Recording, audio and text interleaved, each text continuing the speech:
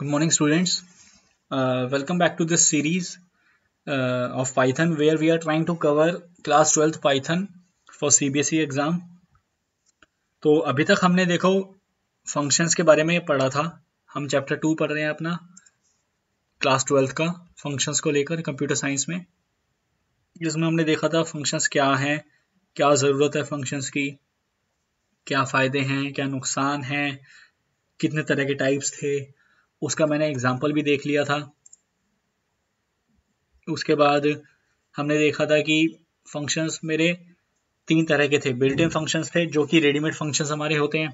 फिर थे कुछ मॉड्यूलर फंक्शंस जो कि मान लो कोई मॉड्यूल हमें पाइथन ने दे रखा है और उसको हम यूज़ कर रहे हैं. हो सकता है यूज़र डिफाइंड फंक्शन, जैसे हमने सम नाम का एक फंक्शन बनाया था. ये यहाँ पे याद होगा, हमने एक सम नाम का फंक्शन बनाया था ऐसे. ठीक है, तो ये सब चीज़ें हमने देखी थी. अब हमें आगे देखना है जो मॉड्यूल्स होते हैं हमारे. मॉड्यूल मैंने बताया था कुछ नहीं है, एक पाइथन की नॉर्मली फाइल है.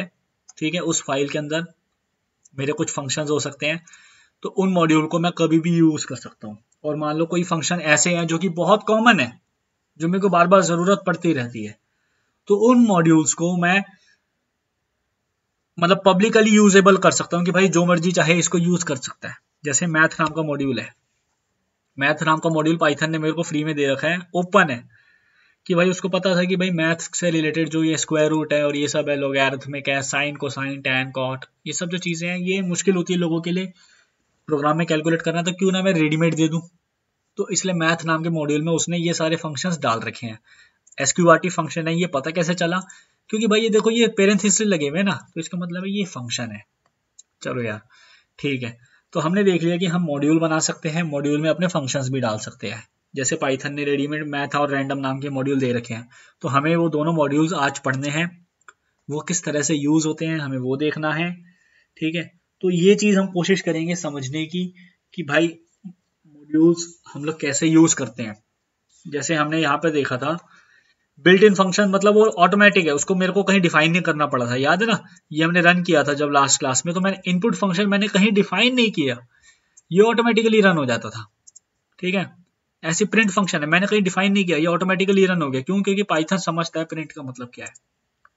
लेकिन जो मेरा फंक्शन था वो मेरे को डिफाइन करना पड़ा. डेफ मतलब डिफाइन करना पड़ा मेरे को मेरा फंक्शन, उसके जो भी आर्ग्यूमेंट्स हैं वो सब, और फिर उसकी जो बॉडी है वो, और फिर ये इसको कॉल करा वो. ठीक है, एक बार ना हम लोग मॉड्यूल्स में जाएं उससे पहले मैं आपको एक चीज समझाना चाहता हूँ, जो शायद लास्ट क्लास में मिस हो गई थी. वो ये है कि जैसे यूजर डिफाइंड फंक्शन है वो काम किस तरह से कर रहा है. वो मैं वैसे मेजॉरिटी बता चुका हूँ, एक बार इसको अनकमेंट करके दोबारा शुरू करते हैं. मैंने ये बनाया था यूजर डिफाइंड फंक्शन. मैं एक फंक्शन बना रहा था जो कि सम निकालता है दो वैल्यूज का. ठीक है, अब वो सम कैसे निकालता है वो देख लेते हैं. सपोज करिए कि जब मेरा ये प्रोग्राम रन हुआ, ये वाला प्रोग्राम रन हुआ, तो सबसे पहले पाइथन कौन सी लाइन पे गया हमें वो देखना है.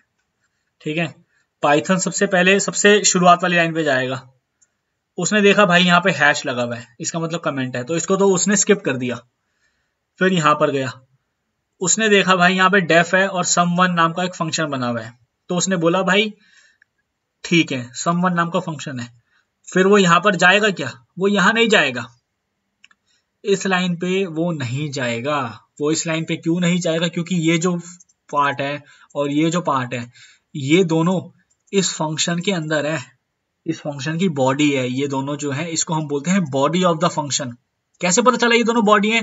क्योंकि ये इस फंक्शन के अक्रॉस इंडेंटेशन हो रखी है इनकी, देखो. तो इसका मतलब ये है कि ये दोनों इसकी बॉडी है फंक्शन की. किस फंक्शन की? सम1 नाम के फंक्शन की. तो ये दोनों अभी नहीं चलेंगे. पाइथन पहले यहां गया, फिर पाइथन इसके अंदर नहीं जाएगा, पाइथन सीधा बाहर आके अगली लाइन जो भी दिखेगी यहां आ गया. उसने देखा भाई सम1 नाम को कॉल कर रहा हूं मैं, सम1 नाम के फंक्शन को कॉल कर रहा हूं, उसमें 10 और 20 वैल्यू पास कर रहा हूं. तो पाइथन फिर वापसी कहां गया? यहां आ गया. यहां आया, ए को वैल्यू उसने दे दी 10, बी को दे दी 20. ठीक है, उसके बाद अब वो यहां जाएगा इसके अंदर, फिर वो यहां जाएगा, फिर वो वापसी यहां आएगा जहां से उसको कॉल किया गया था. मान लो इसके नीचे मैंने लिखा होता print thanks for using our programme.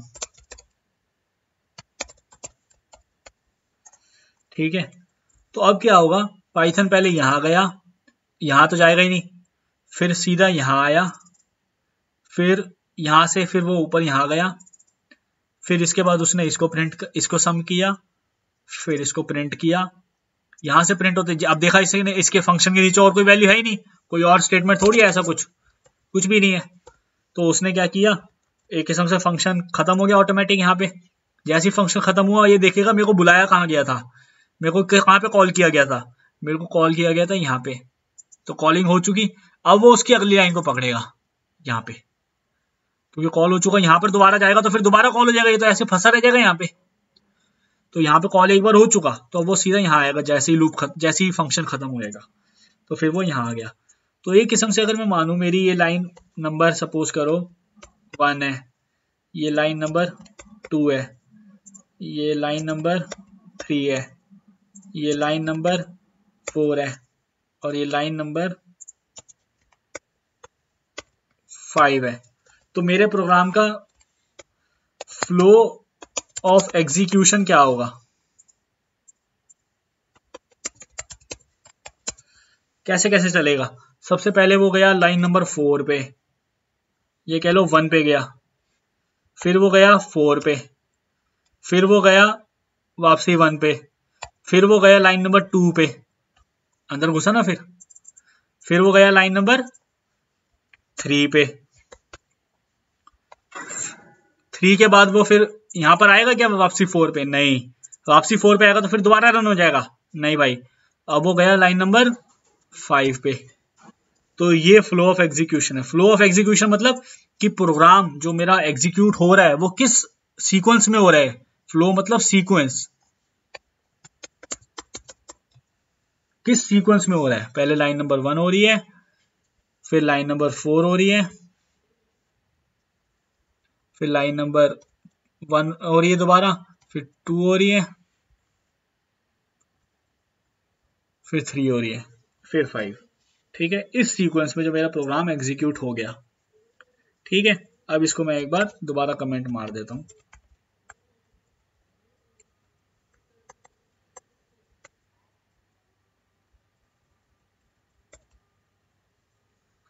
ये मैं आपको कोड दे दूंगा, आप लोग यूज कर लीजिएगा। ये बताना मैं शायद भूल गया था लास्ट क्लास में, तो उसके लिए सॉरी। ये बहुत इंपॉर्टेंट कॉन्सेप्ट है, फ्लो ऑफ एग्जीक्यूशन या सीक्वेंस ऑफ एग्जीक्यूशन। ठीक है, कि किस सीक्वेंस में प्रोग्राम रन करता है, ये आपको आना चाहिए, क्योंकि ऐसे प्रोग्राम आपके आउटपुट बेस्ड क्वेश्चन में आपको कंफ्यूज कर सकते हैं। ठीक है, ये आपको आना चाहिए। ठीक है, अब हम देखते हैं यार, ये मेरा हो गया। इसके बाद हमें देखना था जो मेरे मॉड्यूल्स होते हैं, उन मॉड्यूल्स के फंक्शंस को मैं कैसे यूज कर सकता हूँ, जो आज का हमारा टारगेट है।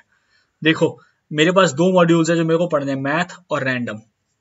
अब मॉड्यूल्स के बारे में मैं बता चुका हूँ। मॉड्यूल क्या है, एक पाइथन की फाइल है जिसके अंदर बहुत सारे फंक्शंस हो सकते हैं। उन फंक्शंस को अगर मेरे को यूज करना है तो पहले मेरे को उस मॉड्यूल को बुलाना पड़ेगा। वो मॉड्यूल जब मेरे पास आ जाएगा, उस मॉड्यूल के आने के बाद मैं उसको यूज कर सकता हूँ, उसके फंक्शंस को यूज कर सकता हूँ। ठीक है, तो उस मॉड्यूल को बुलाने का सिंटैक्स क्या होता है। सबसे पहले मेरे को इंपोर्ट बोलना पड़ता है, इंपोर्ट करना पड़ता है।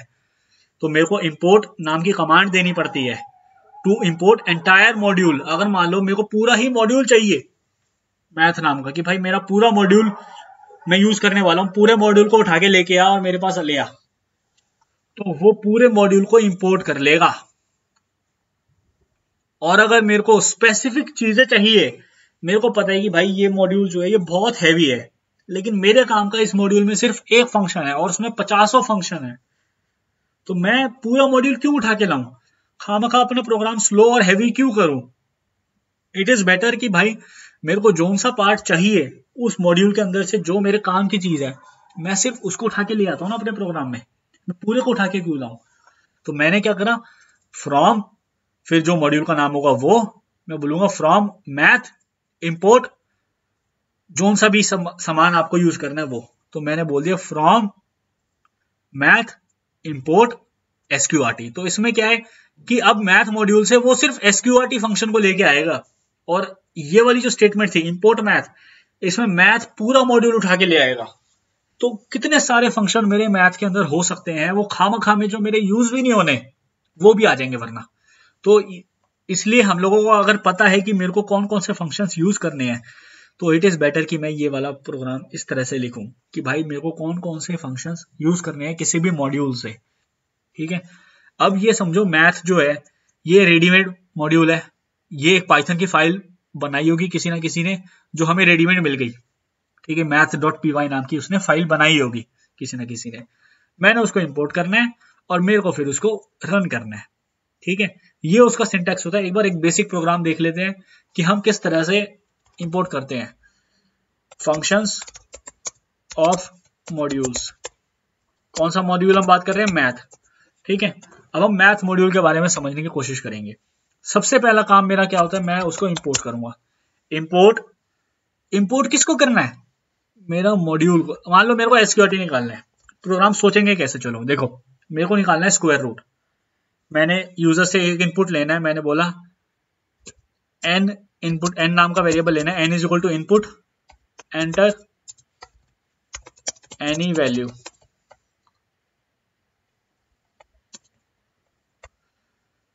तो यूजर कोई वैल्यू डाल देगा। अब यार जो वैल्यू वो डालेगा वो क्या होगी, जो एन के अंदर आएगी वो तो स्ट्रिंग होगी, क्योंकि मैंने बताया था ना इनपुट ऑटोमेटिकली स्ट्रिंग लेता है। तो मेरे को उस वैल्यू को पहले इंटीजर बनाना पड़ेगा। तो मैंने यहां ब्रैकेट खोला तो यहां पर ब्रैकेट बंद करना पड़ेगा। ठीक है, चलो अब मैंने इंटीजर ले लिया एक इनपुट एन नाम का। उसके बाद मैं चाहता हूं कि मैं उसका स्क्वायर रूट निकालूं, तो मैं प्रिंट कर दूंगा। मान लो मेरे स्क्वायर रूट वैल्यू जो है वो है ये एक्स थी सपोज, एक्स, और वाई जो है वो उसका स्क्वायर रूट है। तो मैंने बोला y is equal to SQRT function होता है, हमें पता है एसक्यूआरटी ऑफ x। तो मेरे को पता है y जो है एसक्यूआरटी ऑफ x होगा, और फिर मैं प्रिंट कर दूंगा उस y को कि भाई ये लो y मेरा प्रिंट हो गया, मैंने y को प्रिंट कर देना है। तो अब यार ये चीज समझ आ गई कि ये किस तरह से रन होगा। अब ये देखते हैं कि भाई ये रन हो रहा है या एरर दे रहा है, क्या हो रहा है। रन पे गए, रन मॉड्यूल करा, एंटर एनी वैल्यू। मान लो चलो भाई अभी तक ठीक है, मैंने डाला 12 का स्क्वायर रूट जानना है। अरे एंटर मारते ही एरर दे रहा है। क्या एरर दे रहा है? Name error. क्या नेम एरर है? कि ये जो एसक्यूआरटी नाम का वेरिएबल आपने लिया है ये डिफाइंड नहीं है। हैं, ये तो डिफाइंड है, ये तो मैथ मॉड्यूल के अंदर डिफाइंड है। अच्छा, मैथ मॉड्यूल के अंदर है, तो ये एसक्यूआरटी जो है ना, ये एसक्यूआरटी फंक्शन है, क्योंकि ये देखो ब्रैकेट लगे हुए पेरेंथेसिस। ये सोच रहा है कि भाई ये एसक्यूआरटी जो फंक्शन है वो यहाँ पर क्यों नहीं है, तो इसको मेरे को ये यहाँ पर ढूंढ रहा है इस फाइल में। तो मेरे को इसको बताना पड़ेगा कि भाई यहाँ पे नहीं है, ये मैथ में है, मैथ के अंदर जाके ढूंढ, मैथ नाम का जो मॉड्यूल है ना तुम्हारा उसमें जाके ढूंढ इसको तू। ठीक है, अब देखते हैं, अब एरर नहीं आना चाहिए। रन करा, हाँ एंटर एनी वैल्यू, वैल्यू डाल देता हूँ मैं, मान लो 12। ये फिर एरर दे रहा है। ये क्या एरर दे रहा है? Math is not defined. अरे मैथ तो तुम्हारा अपना मॉड्यूल है यार, मैथ कैसे डिफाइंड नहीं है? अच्छा, मैथ मॉड्यूल इसलिए डिफाइन नहीं बता रहा क्योंकि इस फाइल के अंदर क्या मैथ है? नहीं है। मैथ नाम का मॉड्यूल पाइथन में होगा, लेकिन आपने अपनी फाइल में उसको इंपोर्ट कहाँ किया? आपकी फाइल में तो वो पढ़ा ही नहीं हुआ मैथ नाम का, तो आपको उसको इंपोर्ट करना पड़ेगा। इंपोर्ट मैथ, उस मैथ को आप उठा के अपनी फाइल में लेके आ गए। तो जो एक किस्म से जो भी मैथ नाम का जो फाइल थी, मैथ जो मॉड्यूल था, math.py नाम की जो फाइल थी, वो सारा कोड आपका इस फाइल में अब आ गया। जैसे ही आपने ये लाइन लिखी वो सारा कोड यहां पर आ गया। अब आप उसको रन कर सकते हो। देख लेते, अब एरर नहीं आना चाहिए। एंटर एनी वैल्यू, सपोज मेरी वैल्यू है 12। हाँ अब देखो एरर नहीं आया। इसने 3.4641016151 जो भी है, तो वो वैल्यू उसने स्क्वायर रूट उसका प्रिंट कर दिया। तो इसका मतलब ये है कि मेरे लिए सबसे इंपॉर्टेंट क्या है, जो मॉड्यूल मैं यूज कर रहा हूं पहले उसको मैं इंपोर्ट करूंगा, फिर उसके, क्योंकि वो फंक्शन एसक्यूआरटी उस मॉड्यूल का है, तो मेरे को उस मॉड्यूल का डॉट लगा के बताना पड़ेगा कि मैथ डॉट, मतलब मैथ के अंदर जो ये फंक्शन है एसक्यूआरटी मैथ के अंदर पड़ा हुआ है, और फिर उसको मैं कॉल करूंगा। ठीक है, इस तरह से हमारा प्रोग्राम जो है हम लोग मैथ मॉड्यूल के फंक्शंस को यूज कर सकते हैं। ये तो तब है जब मेरे को मैथ पूरा मॉड्यूल में उठा के अपने फाइल में ले आया। अब मान लो मेरे को पता है कि भाई मेरे को सिर्फ यूज ही एसक्यूआरटी करना है, तो मैं पूरा मैथ का मॉड्यूल क्यों उठा के ले आया। मैं इसको कमेंट एक बार करता हूं, समझाता हूं कैसे।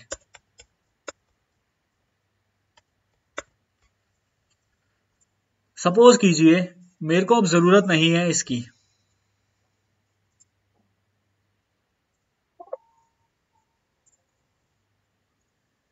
सपोज कीजिए मेरे को पूरे इसकी जरूरत नहीं है मैथ मॉड्यूल की। मैं चाहता हूं कि भाई मैथ मॉड्यूल से सिर्फ एसक्यूआरटी फंक्शन उठा के लाओ, तो मैं बोल सकता था फ्रॉम मैथ इंपोर्ट एसक्यूआरटी, कि भाई मैथ मॉड्यूल में से एसक्यूआरटी फंक्शन को लेके आ जा। फिर यूजर से इनपुट ले लिया, input enter the value,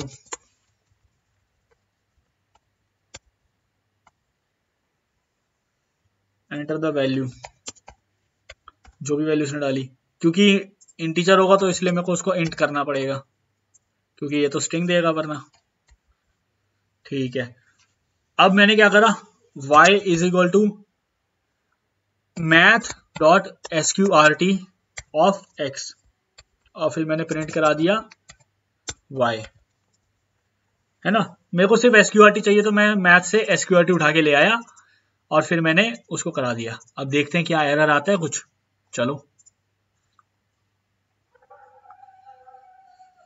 enter the value, मैंने बोला अच्छा 12, एरर, अरे एरर क्यों आ रहा है, अब तो सही लिखा मैंने बस एसक्यूआर। तो ये देखो ये एरर क्या आ रहा है, मैथ इज नॉट डिफाइंड। ये कैसे हो सकता है, मैथ तो डिफाइंड है, मैंने तो इंपोर्ट किया है। नहीं, आपने पूरे मैथ को इंपोर्ट नहीं किया, आपने सिर्फ स्क्वायर रूट फंक्शन को इंपोर्ट किया है। तो ये वाली जो आपकी फाइल है ये मैथ को नहीं जानती, ये सिर्फ एसक्यूआरटी को जानती है, क्योंकि आपने इंपोर्ट क्या किया है, एसक्यूआरटी को किया है। आपने सिर्फ ये बोला कि देखो आप जो भी इंपोर्ट करके लाओगे ना, पाइथन आपका प्रोग्राम जो है वो सिर्फ उसको पहचानेगा। आप ये समझ लो, आप जो भी इंपोर्ट करके लाओगे आपका प्रोग्राम सिर्फ उसी चीज को पहचानेगा। आप मैथ को इंपोर्ट करके लाए थे तो वो मैथ को पहचान रहा था, इसलिए आपने मैथ डॉट एसक्यूआरटी लगाया था। आप यहां से इंपोर्ट, आप यहां पे क्या इंपोर्ट कर रहे हो, एसक्यूआरटी, तो ये मैथ को नहीं पहचानता, अब ये एसक्यूआरटी को पहचानता है। एसक्यूआरटी भले ही आप मैथ से लाए हो, लेकिन इस प्रोग्राम को सिर्फ एसक्यूआरटी दिख रहा है। तो ये अगर आप एसक्यूआरटी ही दिख रहा है तो इसका मतलब ये है कि मेरे को मैथ नाम का यूज ही नहीं करना चाहिए यहाँ पर इस चीज की। मैं इसको यूज ही क्यों करूं, क्योंकि एसक्यूआरटी तो उसको एज इट इज दिख ही रहा है ना, मैंने तो एसक्यूआरटी इंपोर्ट कर लिया, तो मेरे को यहाँ पर मैथ डॉट लिखने की जरूरत नहीं है। मैं सीधा एसक्यूआरटी लिख के काम चला सकता हूं। अब इसको रन करके देखें, चलो एंटर द वैल्यू 12, हो गया रन, कोई एरर नहीं आया, प्रिंट हो गया उसका स्क्वायर रूट। तो इट मीन्स कि मेरे को जब मैं वो फंक्शन इंपोर्ट करके ला रहा हूं तो मेरे को मॉड्यूल का नाम देने की जरूरत नहीं है, क्योंकि वो मैं उसको यहीं पे बता चुका हूं कि भाई मैथ से मैं एसक्यूआरटी लेके आ रहा हूं, मैं एक किस्म से उसको मॉड्यूल का नाम यहीं बता चुका हूं एसक्यूआरटी को, तो मेरे को बार बार मॉड्यूल का नाम बताने की जरूरत नहीं है। इस तरह से ये चीज होती है। ठीक है, अगर मैं पूरा मॉड्यूल ला रहा हूं तो मेरे को मॉड्यूल के अंदर कौन सा फंक्शन यूज करना है वो बताना पड़ेगा, लेकिन अगर मैं ला ही फंक्शन रहा हूं उस मॉड्यूल से, तो मैंने ऊपर ही बता दिया कि भाई मैं कौन सा मॉड्यूल से ला रहा हूं, तो मेरे को नीचे बताने की जरूरत नहीं है, मैं नीचे सीधा फंक्शन का नाम लिख सकता हूं एसक्यूआरटी। ठीक है, तो ये चीज होती है। ये दो चीजें हमें इंपॉर्टेंट है ध्यान रखनी। अगर मैं मॉड्यूल ला रहा हूं तो मॉड्यूल से मेरे को फंक्शन का नाम डॉट लगा के बुलाना पड़ेगा, लेकिन मैं ला ही फंक्शन रहा हूं तो मेरा प्रोग्राम उस फंक्शन को पहचान गया, क्योंकि मैंने ऊपर ही बता दिया उसको कि तू कहां से ला रहा है, तो बार बार बताने की जरूरत नहीं है मैथ डॉट करके, नहीं। ठीक है, तो हमने देख लिया ये भी देख लिया और ये भी देख लिया, और क्या दिक्कतें आ सकती हैं और कैसे हमें इस चीज को सोचना है वो भी देख लिया, कि हमें क्या फ्लो बनाना है, कि अगर कोई एरर आ रहा है तो किस तरह से हम उसको डीबग करेंगे कि वो एरर क्यों आ रहा होगा। ठीक है, अब देखो मैथ मॉड्यूल के अंदर सिर्फ स्क्वायर रूट फंक्शन तो नहीं है, बहुत सारे फंक्शंस हैं, और वो फंक्शंस हमें पता होने चाहिए मैथ मॉड्यूल के अंदर जो जो हैं। देखो मैथ मॉड्यूल के अंदर ना एक फंक्शन है सील। सील मतलब होता है सीलिंग, सीलिंग मतलब छत, तो एक किस्म से ये जो मेरा फंक्शन है सीलिंग फंक्शन, वो क्या बताएगा, किसी भी वैल्यू की छत कहाँ पे है। अब ये कैसे हो सकता है, मतलब समझा नहीं मैं। इसका मतलब ये है, जैसे मान लो पहले मैंने इस प्रोग्राम में क्या किया, उसको इंपोर्ट किया मैथ को, तो अब इसने क्या करा, पूरे मैथ को उठा के ले आया, फंक्शन को नहीं लाया, पूरे मैथ को उठा के ले आया, पूरे मॉड्यूल को। ठीक है, फिर मैं प्रिंट करा रहा हूं, मैं क्या प्रिंट करा रहा हूं, मैथ डॉट। मैंने मैथ डॉट क्यों किया, क्योंकि भाई ये पूरा मॉड्यूल आया हुआ है, ना कि फंक्शन। तो सील नाम का जो फंक्शन है, ये कैसे पता चला ये फंक्शन है, क्योंकि ये पेरेंथेसिस लगे हुए हैं। तो सील नाम के फंक्शन को नहीं पता कि मेरे को कहां ढूंढना है, तो मैंने उसको बता दिया मैथ के अंदर है सील। और सीलिंग किसकी बतानी है, सीलिंग मतलब छत, किसकी छत बताएगा तू, 4.542। तो ये एक फ्लोटिंग पॉइंट वैल्यू है, डेसिमल है ना, फ्लोटिंग वैल्यू। तो फ्लोटिंग वैल्यू का मेरे को सीलिंग बतानी है, सीलिंग मतलब छत। तो 4.542 मतलब अगर नंबर लाइन पे आप इस वैल्यू को देखोगे तो इसके एकदम ऊपर वैल्यू कौन सी है, जो इंटीजर है, 5 है ना। 4.5 किसके बीच में आता है, 4 और 5 के बीच में। और क्योंकि आप सील पूछ रहे हो, सील मतलब सीलिंग, तो छत पूछ रहे हो, तो ऊपर वाली वैल्यू इससे, तो ये जो वैल्यू है ये जहां पर है उससे ऊपर वाली इंटीजर वैल्यू कौन सी है, 5। तो इसलिए इसने 5 प्रिंट कर दिया। तो सील वैल्यू क्या बताता है, it returns the ceiling of X, मतलब the smallest integer which is greater than और equal to X. Smallest integer बोल रहा है ये तो, नहीं आप समझे नहीं। देखो 4.542 से ऊपर बहुत सारे इंटीजर्स है जो सीलिंग पे है, 5b 6b 7b 8b 9b 10b, बहुत सारे इंटीजर्स हैं। लेकिन इन सारे इंटीजर्स में से सबसे छोटा इंटीजर जो इसकी छत बनने के लायक है वो कौन सा है, 5। तो इसलिए कि जो द स्मॉलेस्ट इंटीजर जो कि x से बड़ा है, मतलब इसके x से बड़े जितने भी इंटीजर है वो उन सब में स्मॉलेस्ट इंटीजर कौन सा है, 5 है। तो आप ये सिर्फ समझो कि ये जो नंबर, ये जो वैल्यू है, ये नंबर लाइन पे कौन सी दो वैल्यूज के बीच में है। अगर सील है तो आप सीलिंग बता दोगे, मतलब 5। और अगर फ्लोर है तो आप उससे छोटी वैल्यू बताओगे, 4। फ्लोर मतलब उससे नीचे, निचली वैल्यू, जमीन। ठीक है, तो आप एक किस्म से बीच में लटके हुए हो, या तो आप ऊपर जा सकते हो या आप नीचे आ सकते हो। सीलिंग में जाना है तो आप ऊपर जाओगे, तो आप 5 पे चले गए। फ्लोर पे आना तो आप नीचे आ गए, 4 पे आ गए। ठीक है, इस तरह से आप लोग इस चीज को कर सकते हो। उसके बाद अगला क्या होता है, आपने मान लो इंपोर्ट करा हुआ है, उसके बाद आपने बोला math dot F abs. F abs मतलब एब्सोल्यूट वैल्यू बताएगा वो। एब्सोल्यूट वैल्यू क्या होती थी मैथ में, कोई भी नेगेटिव वैल्यू थी तो वो उसको पॉजिटिव बना दे रहा था, है ना। तो अगर मेरी ये -4.5 है तो वो उसको 4.5 बना दे रहा है, समझ रहे हो। एक चीज सीलिंग में और याद रखो, और फ्लोर में भी। सीलिंग में मान लो अगर यहां पर 4.5 की जगह सिर्फ 5 होता तो क्या प्रिंट होता, 5 की सीलिंग तो क्या है, 5 ही है। 5 का फ्लोर क्या है, 5 ही है, तो उसमें कोई दिक्कत नहीं है। ठीक है, तो अगर कोई नंबर फिक्स्ड इंटीजर है, अगर डेसिमल है तो आप ऊपर नीचे जा सकते हो, लेकिन अगर वही वैल्यू है तो वो खुद ही रहेगी। अगर इंटीजर है तो वो एज इट इज प्रिंट हो जाएगा। ठीक है, एब्सोल्यूट वैल्यू क्या करेगा, उसकी एब्सोल्यूट वैल्यू बता दी। फैक्टोरियल क्या करता था, हमें पता है ना फैक्टोरियल क्या करता था।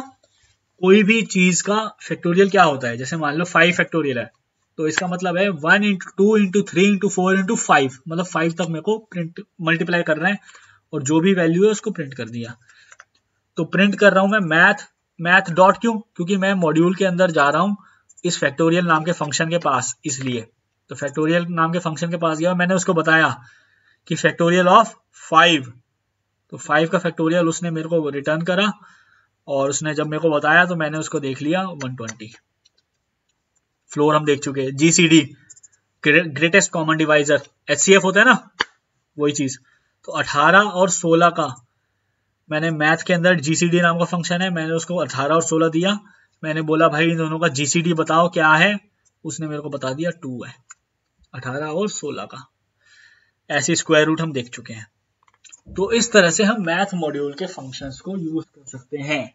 मैथ डॉट जो भी फंक्शन है उसको कॉल करके, और जो भी उसको वैल्यू देनी है वो ब्रैकेट के अंदर उसको वैल्यू पास कर दी, जिसको हम बोलते हैं आर्ग्यूमेंट्स। ठीक है,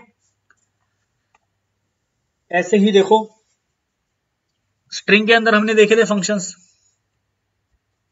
स्ट्रिंग के अंदर हमने फंक्शंस देखे थे जो मैं आपको बता चुका हूँ, is upper, is lower, is digit, len, ये सब हम देख चुके हैं स्ट्रिंग वाले मॉड्यूल में, आप जाकर देख सकते हो, या आप रिवाइज करना चाहो आप कर सकते हो। ठीक है, ये मैं मैथ मॉड्यूल देख चुका। अब मेरे को देखना है random module. Random module exactly math module की तरह काम चलेगा। जो भी मैथमेटिक्स से रिलेटेड काम थे वो मैथ मॉड्यूल के अंदर पड़े हुए हैं। रैंडम का मतलब क्या है? रैंडम का मतलब जो इंग्लिश में मतलब है वो ही रैंडम। कोई भी चीज अगर रैंडम है तो वो काइंड ऑफ, अगर हमें कोई भी चीज ऐसी प्रोड्यूस करनी है जो कि रैंडम हो, वो रैंडम मॉड्यूल के अंदर है और आप उसको यूज कर सकते हो। तो इसका मतलब ये है कि रैंडम मॉड्यूल को भी हम यूज कर सकते हैं। जैसे आप लोगों ने किसी भी वेबसाइट पे जाते हो तो आप देखते होगे ना कि आप यूजर आईडी डालते हो, आप पासवर्ड डालते हो और नीचे बोलते हैं एंटर द सिक्योरिटी कोड, जिसको हम कैप्चा बोलते हैं, कैप्चा या फिर सिक्योरिटी कोड। ठीक है, उसमें ऊट पटांग सब कुछ आता है और वो हर बार अलग होता है। तो हो सकता है जिसने वो बनाया उसने वो रैंडम मॉड्यूल यूज किया होगा बैकग्राउंड में कहीं ना कहीं, तो रैंडम मॉड्यूल को यूज करके उसने वो रैंडमली जनरेट कर रहा है, अलग अलग आते हैं अलग अलग। ठीक है, तो इस तरह से हम लोग देख सकते हैं कि रैंडम मॉड्यूल किस तरह से यूज होते हैं। एक बार देख लेते हैं फटाफट। देखो रैंडम मॉड्यूल देखो, पहला फंक्शंस,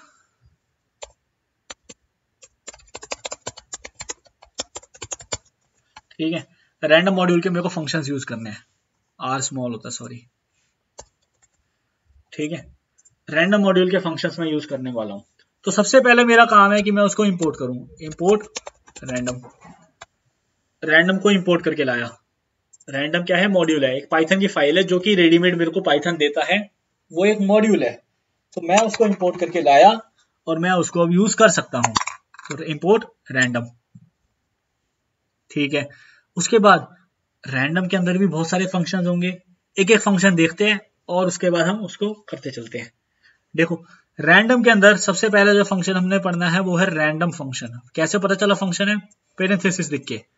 तो रैंडम फंक्शन यूज कर रहा है। रैंडम फंक्शन का काम क्या होता है? ये इसका बेसिकली काम ये होता है कि ये कोई भी वैल्यू मेरे को दे देगा। कहां से कहां के बीच में? 0 और 1 के बीच में।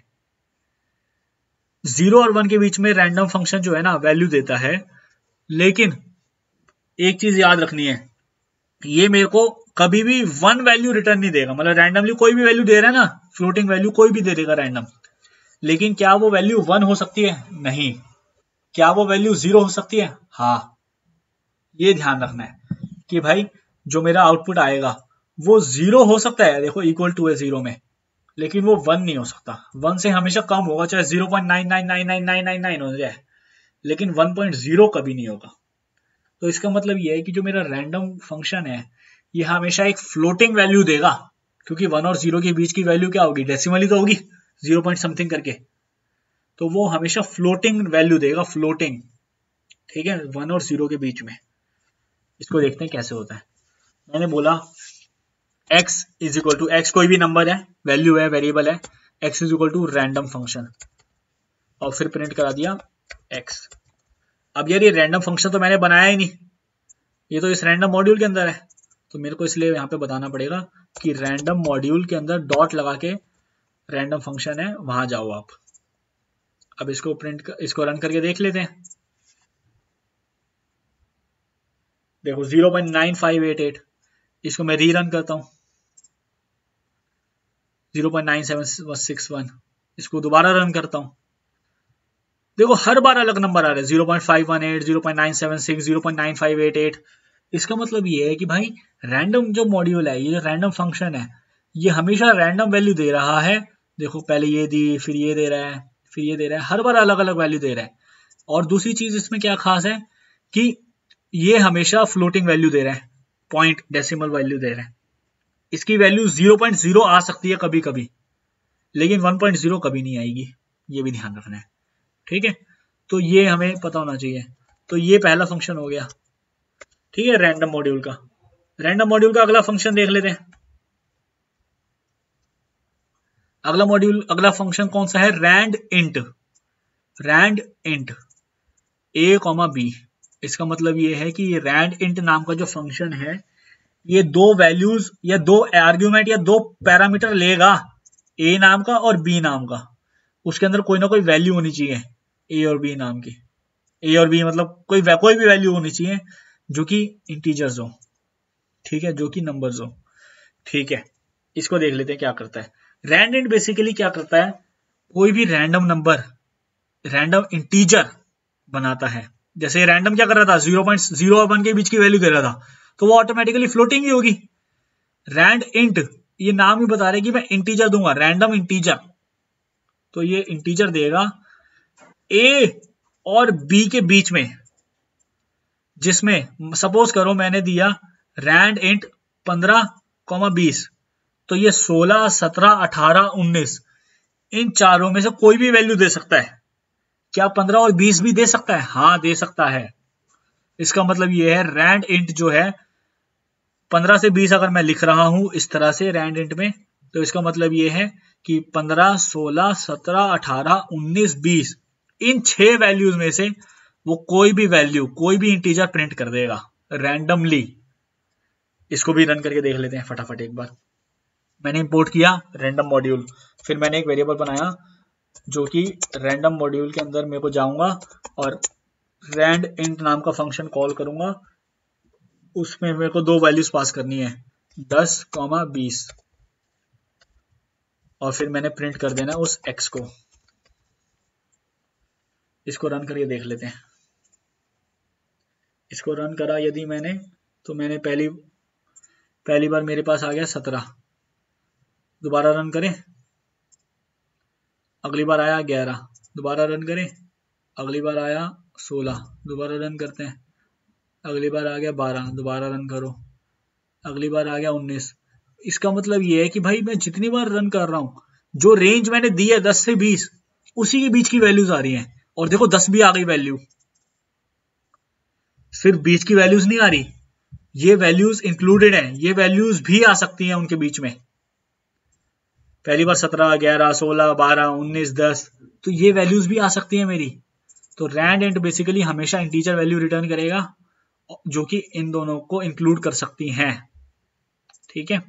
ये हमने देख लिया, ठीक है। उसके बाद अगला फंक्शन कौन सा हो सकता है रैंडम के अंदर, जो है यूनिफॉर्म। यूनिफॉर्म ए कॉमा बी। यूनिफॉर्म बेसिकली क्या बताता है कि मैं किन्हीं 2 वैल्यूज के बीच में, देखो फ्लोटिंग वैल्यू अगर मेरे को चाहिए 2 वैल्यूज के बीच में, 0 और 1 के बीच में, तो मेरे को ये हो रही है रैंडम, क्योंकि हमेशा 0 और 1 के बीच में दे रहा है।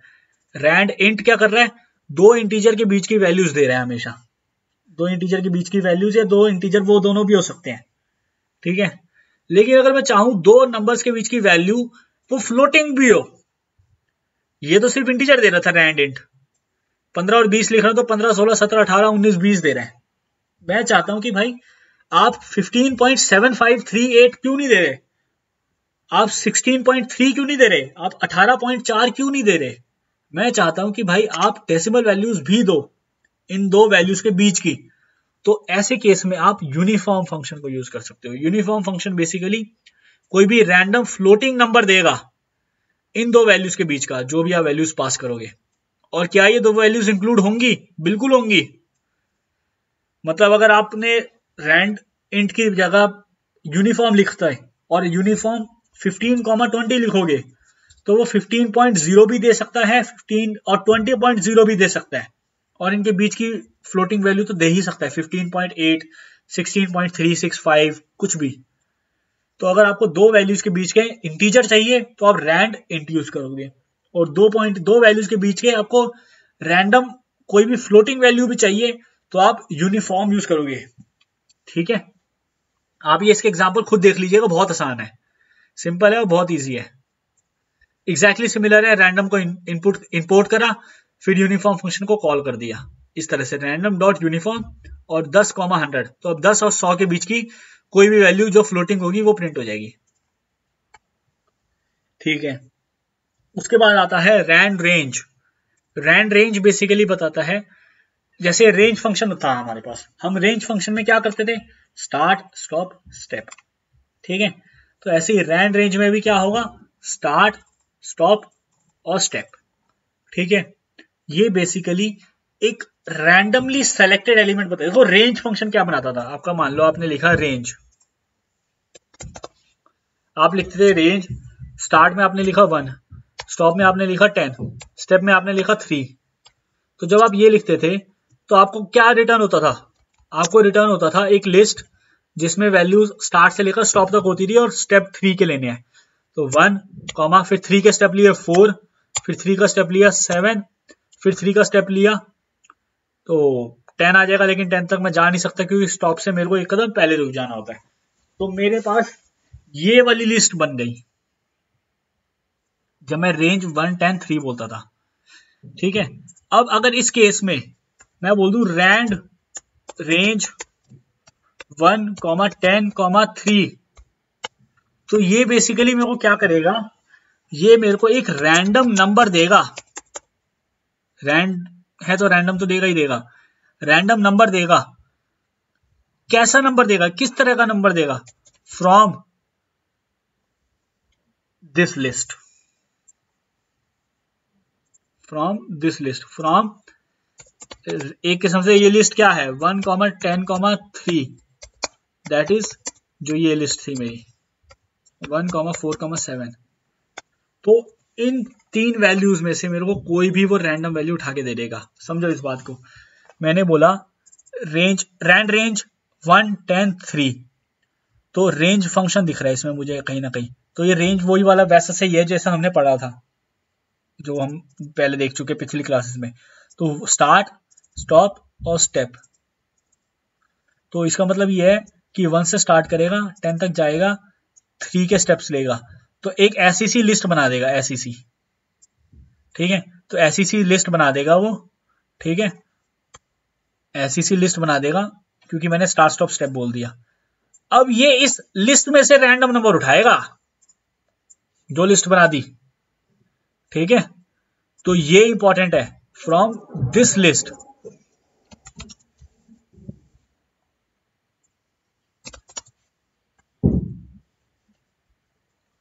इस लिस्ट में से रैंडम नंबर उठाएगा ये। अब इसको एक बार रन करके देख लेते हैं कि रैंड रेंज कैसे काम करता है आपका। इंपोर्ट करा मैंने रैंडम फंक्शन। ठीक है, मैंने बोला x इज इक्वल टू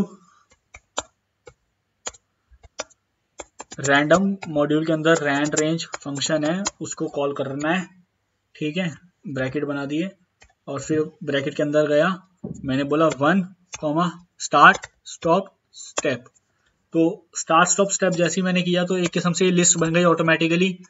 1 फिर 3 का स्टेप लिया, 2 3 4 फिर 5 6 7 फिर 8 9 10। 10 तक जा सकता है नहीं, क्योंकि स्टॉप से एक कदम पहले रुक जाना होता है मेरे को, तो 9 तक जा सकता हूँ, 10 तक नहीं जा सकता। तो ये लिस्ट बन गई, एक वर्चुअल लिस्ट बन गई, उसमें से मेरा रैंडम नंबर अब ये उठाएगा और x में डाल देगा। और अगर मैं प्रिंट करा के देखूं उस रैंडम नंबर x को, तो देखते हैं कि क्या वो एक्चुअली में इनमें से ही है या कोई बाहर का नंबर भी आ रहा है। 4 आ रहा है, देखो 147 में से ही आएगा, देखना 4 दोबारा आ गया। इसको क्लोज करके दोबारा रन करता हूं नया टर्मिनल खोल के। पहली बार आया 7, अगली बार आया दोबारा 7, अगली बार क्या आता है देखते हैं, फिर 1 आ गया। तो एक किस्म से 1 4 और 7 में से ही आ रहा है। तो रैंड रेंज बेसिकली क्या करता है, एक रेंज बना देता है स्टार्ट स्टॉप स्टेप की तरह। जैसे रेंज जहां पर भी रेंज है वो स्टार्ट स्टॉप स्टेप है, वो लिस्ट बना देगा। तो उसने लिस्ट बना दी, अब इसमें से रैंडमली उठा रहा है वो। ठीक है, तो रैंड रेंज का काम ये है। तो आपको कभी भी आउटपुट बेस्ड क्वेश्चन आ सकते हैं, तो आपको ये पता होना चाहिए कि रैंड रेंज किस तरह से आउटपुट दे देता है, तो उसी लिस्ट में से वो आउटपुट देगा आपको। ठीक है जी, हमने देख लिया। सीड फंक्शन आपके काम का नहीं है, इसको आगे बढ़ते हैं। चॉइस देखते हैं, चॉइस और शफल। ठीक है, आज के दो लास्ट फंक्शन है, आज के ये 2 लास्ट। ठीक है, चॉइस देखते हैं। चॉइस बेसिकली क्या होता है, चॉइस मतलब मेरे पास किसी चीज का ऑप्शन है, चॉइस है। ठीक है, तो अब चॉइस के लिए मेरे पास कोई एलिमेंट्स भी तो होने चाहिए ना जिसमें से मैं चूज करूंगा। मतलब मैं अगर बोल रहा हूँ कि भाई तेरे पास ये, अगर मेरे पास कोई ऑप्शन ही नहीं है तो मैं चॉइस कहां से करूंगा। मान लो मेरे आगे 4 तरह के खाने की चीजें रखी हैं और मेरे से बोला जाए कोई चीज चूज कर, और मान लो कोई चीज रखी ही नहीं और कह रहे हैं खाने की कोई चीज चूज कर, तो मैं बोलूंगा ना अबे ऑप्शन तो दे भाई, तभी तो मैं चूज करूंगा उसमें से। तो अगर उसने मेरे को कोई ऑप्शन ही नहीं दिया तो मैं चूज कैसे करूंगा? ठीक है, तो अब चॉइस फंक्शन भी इसी तरह से काम करता है। चॉइस बेसिकली किसी भी गिवन नंबर ऑफ ऑप्शंस में से, गिवन लिस्ट ऑफ ऑप्शन में से, या गिवन कोई भी वैल्यूज हैं, कोई भी चीजें हैं जो मेरे पास ऑप्शंस के तौर पर है, उसमें से कोई भी एलिमेंट, कोई भी चीज को रैंडमली चूज कर लेता है, रैंडमली चॉइस कर लेता है। ठीक है, तो वो फंक्शन होता है चॉइस। और उसके अंदर मेरे को पास क्या करना पड़ता है, ये SEQ। SEQ क्या होता है? सीक्वेंस। अब सीक्वेंस के लिए मैंने कौन कौन से डेटा टाइप देखे थे? सीक्वेंस मतलब जिसमें इंडेक्सेस होते हैं। इंडेक्सेस किस किस में थे? जैसे लिस्ट में इंडेक्सेस थे 0 1 2 3 करके, स्ट्रिंग में इंडेक्सेस थे, हाँ थे। याद करो हमने रिस्पॉन्सिबिलिटी वाला वर्ड पढ़ा था, रिस्पॉन्सिबिलिटी में इंडेक्स नहीं थे, R का 0 था, E का 1 था, तो ऐसे मेरे इंडेक्सेस थे, तो वो भी एक सीक्वेंस है। टपल्स भी एक सीक्वेंस है, तो उसमें से भी चॉइस कर सकता हूँ। डिक्शनरी सीक्वेंस नहीं है, डिक्शनरी तो की और वैल्यू का पेयर था, याद करो। तो इसका मतलब ये है कि चॉइस जब भी मैं कर रहा हूं तो मेरे को ये पता होना चाहिए कि भाई मैं किस में से चॉइस कर रहा हूं। तो जब मैं चॉइस फंक्शन को कॉल करूंगा जो कि रैंडम मॉड्यूल के अंदर है, मेरे को उसको बताना पड़ेगा कि आप किस सीक्वेंस में से चूज करो, किस सीक्वेंस में से चॉइस आप ले सकते हो।